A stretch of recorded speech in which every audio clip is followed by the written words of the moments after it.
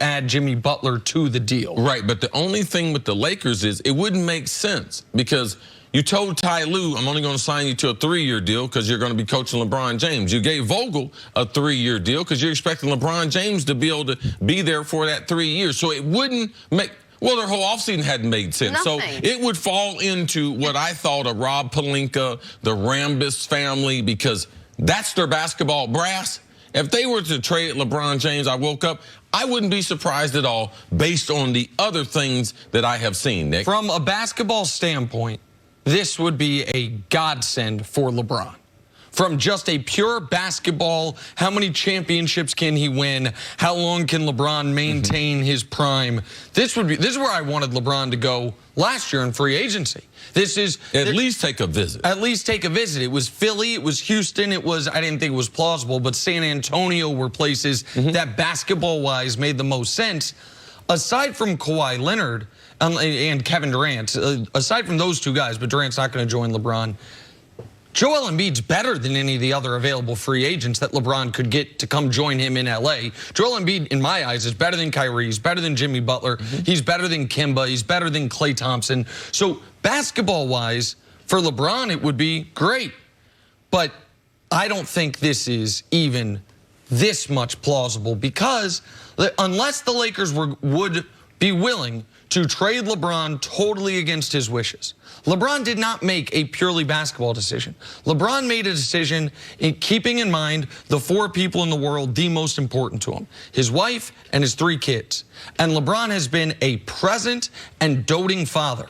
And the idea that he would all of a sudden go, because his family is set up in L.A., that he would either make those kids who had said, from what I understand, the family said, Cleveland or L.A., like that's our vote. Our vote is either stay in Akron or go to Los Angeles. Well, James family, welcome to pro sports. Sure. You don't control your own destiny. Your dad put you in that predicament when he didn't take the no trade clause. Sure. So that the possibility of either they got to move to Philly or LeBron's got to be away from his family during basketball season. But the other element of this to me that makes so little sense and why I believe a lot of these Lakers stories are coming from opposing teams, general managers, opposing front offices is, why would you ever consider trading LeBron before you find out if you hit on free agency?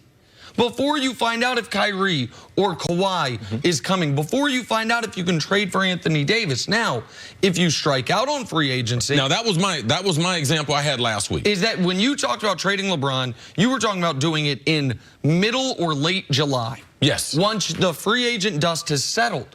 But so to me, there are other teams incentivized into, okay, we think we could be in the running for Kyrie. The only reason he would go to LA is to reunite with LeBron. If we muddy the waters and make it seem like LA might trade LeBron, then maybe Kyrie strikes them off his list. But this is also why the Lakers, if they were run properly, they talk to the media all the time, officially and unofficially, would today Jeannie Buss or Rob Pelinka would put their name on a statement that says, I don't know where these trade LeBron rumors are coming from, but 0% chance, even if it's a lie, even if you're thinking about doing it after free agency, because all of the mayhem of this offseason gets settled if Kawhi Leonard says, I'm signing with the Los Angeles Lakers. If Kyrie Irving goes and joins the Los Angeles Lakers, then all of the rest of it is almost just tertiary details. So I don't know why this discussion would be happening now before the draft lottery, which could change things, before Anthony Davis is traded, which could change things, and before free agency, which will positively or negatively massively change things. Well, look, you mentioned that this is not something LeBron would want. Well, we knew that LeBron wanted Ty Lue, and Jeannie Buss knew that LeBron wanted Ty Lue, and they went in a different direction. So I'm not as sold on,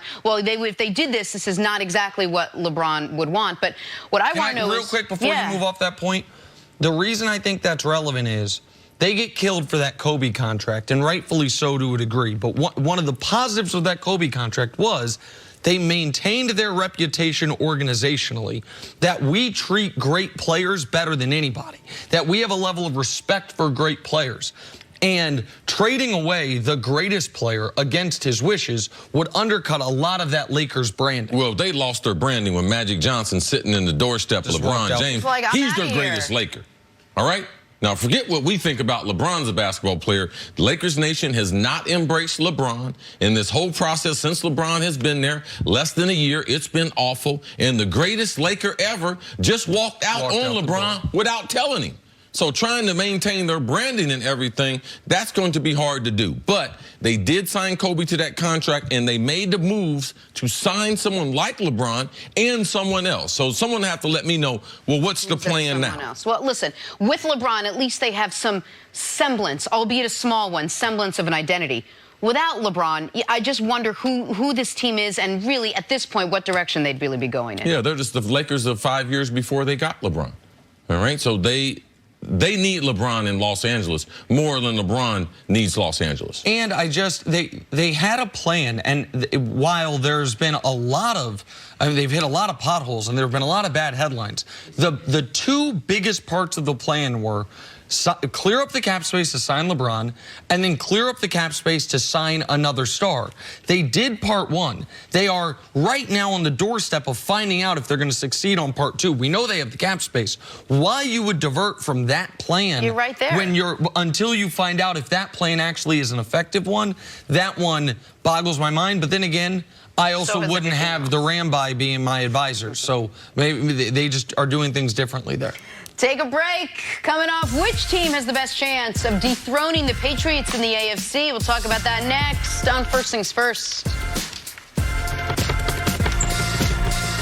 Shaving has been difficult for me. I have very